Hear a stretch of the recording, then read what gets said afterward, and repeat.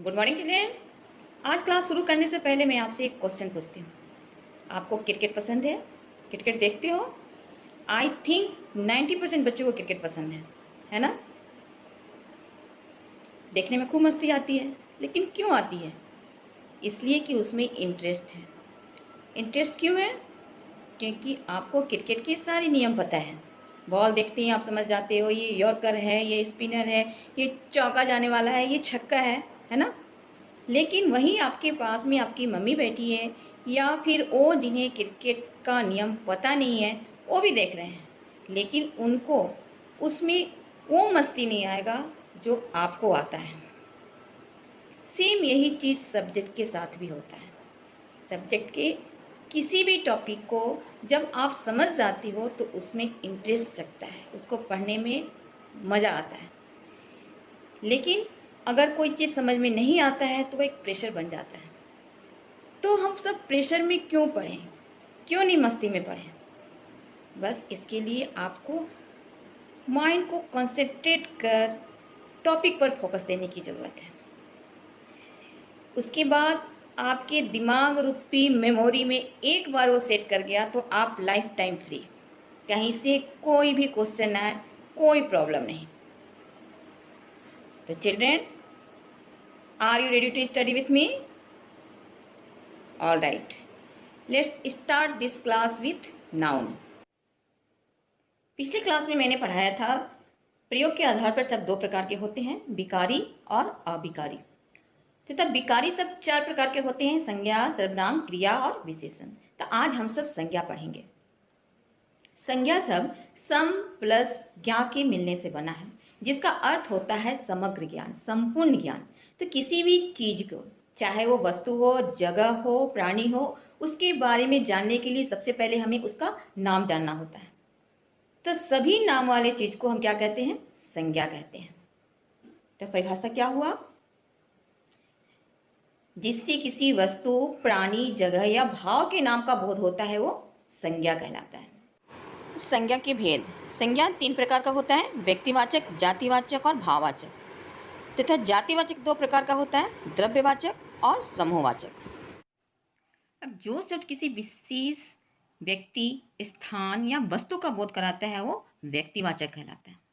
विशेष स्थान, यहाँ पे ध्यान रखना है, किसी स्पेशल व्यक्ति, स्पेशल वस्तु का बोध कराता है। जैसे ताजमहल आगरा में स्थित है, तो आगरा में तो बहुत सारी चीज़ है, लेकिन उनमें से विशेष चीज़, ताजमहल एक विशेष वस्तु हुआ। तो ताजमहल और आगरा भी संज्ञा है, व्यक्तिवाचक ही संज्ञा है। बहुत सारा राज्य है, उसमें बहुत सारे शहर हैं, उनमें से एक आगरा में स्थित है, तो एक विशेष वस्तु विशेष जगह पर स्थित है, तो ये व्यक्तिवाचक संज्ञा हुआ। स्वामी दयानंद सरस्वती ने आर्य समाज की स्थापना की। तो यहाँ पे स्वामी दयानंद सरस्वती एक विशेष व्यक्ति हैं जिन्होंने आर्य समाज की स्थापना की, तो ये व्यक्तिवाचक संज्ञा है। अब दूसरा है जातिवाचक संज्ञा। वो संज्ञा शब्द जो किसी पदार्थ या समूह की जाति का बोध कराता है। जैसे नदी, तो नदी में तो बहुत सारी नदियाँ हैं, गंगा, यमुना, सरस्वती, ब्रह्मपुत्र, कोसी, बहुत सारी नदियाँ हैं। तो यह नदी जाति के बारे में बताता है, तो ये जातिवाचक संज्ञा है। लेकिन यदि उसमें से हम सिर्फ गंगा बोलें, गंगा, तो वो सिर्फ एक खास नदी गंगा का जिक्र करता है, गंगा के बारे में बताता है, तो वो गंगा जो है वो व्यक्तिवाचक संज्ञा हो गया। पर्वत, तो पर्वत में बहुत सारे पर्वत आ गए, हिमालय, मानसरोवर, कैलाश, बहुत सारे पर्वत हैं, तो ये पर्वत जाति का बोध करा रहा है। लेकिन अगर हिमालय कहा जाए तो एक हिमालय नामक खास पर्वत के बारे में बता रहा है, तो व्यक्तिवाचक संज्ञा होगा। तो व्यक्तिवाचक, जातिवाचक की बहुत ही इंपॉर्टेंट पॉइंट है संज्ञा में। जातिवाचक संज्ञा दो प्रकार का होता है, द्रव्यवाचक और समूहवाचक। द्रव्यवाचक, द्रव्यवाचक ऐसे पदार्थ को कहते हैं जिसे नापा या तौला जाता है, यह काउंटेबल नहीं होता है, इसकी गिनती नहीं की जा सकती है।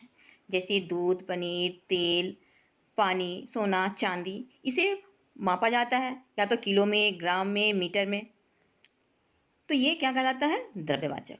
और दूसरा है समूहवाचक। समूहवाचक जैसे नाम से ही पता चलता है कि एक ग्रुप में, एक समूह में होता है, तो जो सब समूह को, किसी वस्तु के समूह को या समुदाय को दिखाता है वो समूहवाचक संज्ञा कहलाता है। जैसे भीड़, मेला, सभा, इससे क्या पता चलता है कि कोई भी सभा अकेले आदमी का तो नहीं हो सकता है, इससे इसमें ज़रूर ज़्यादा लोग होते हैं। भीड़ है तो एक आदमी से तो भीड़ नहीं होता है, ज़रूर एक से ज़्यादा लोग होंगे तभी भीड़ है। तो ये समूहवाचक संज्ञा। अब तीसरा है भाववाचक संज्ञा। भाववाचक संज्ञा किसी वस्तु की गुण या अवस्था का बोध कराता है। यह दिखाई नहीं देता है, इसे अनुभव किया जाता है। मान लो हम कहते हैं कि उसमें बहुत अच्छाइयाँ हैं, तो अच्छाइयों को हम कैसे पता करते हैं? उसके गुण को देख के, उसके व्यवहार द्वारा। जैसे वो लोगों का मदद करता है, वो दयालु प्रवृत्ति का है, तो इसको देख के हम कहते हैं कि उसमें बहुत सारी अच्छाइयाँ हैं। तो ऐसे शब्द को भाववाचक संज्ञा कहते हैं। भाववाचक संज्ञा 4 प्रकार के शब्दों से बनाई जाती है। जातिवाचक संज्ञा से, सर्वनाम से, क्रिया और विशेषण से। अब जातिवाचक संज्ञा से भाववाचक संज्ञा कैसे बनाएंगे? मनुष्य जातिवाचक संज्ञा है तो इसको भाववाचक संज्ञा में मनुष्यता बनाएंगे। देव का देवत्व, मजदूर मजदूरी, मित्र मित्रता, नेता नेतृत्व, चोर चोरी। वैसे ही सर्वनाम शब्दों से भाववाचक संज्ञा बनाना हो तो स्व का स्वत्व, निज निजत्व, अपना अपनापन, मम ममत्व। वैसे ही क्रिया शब्दों से भी भाववाचक संज्ञा बनाया जाता है। जैसे दिखाना एक क्रिया शब्द है, उसे भाववाचक संज्ञा में दिखावट बनाते हैं।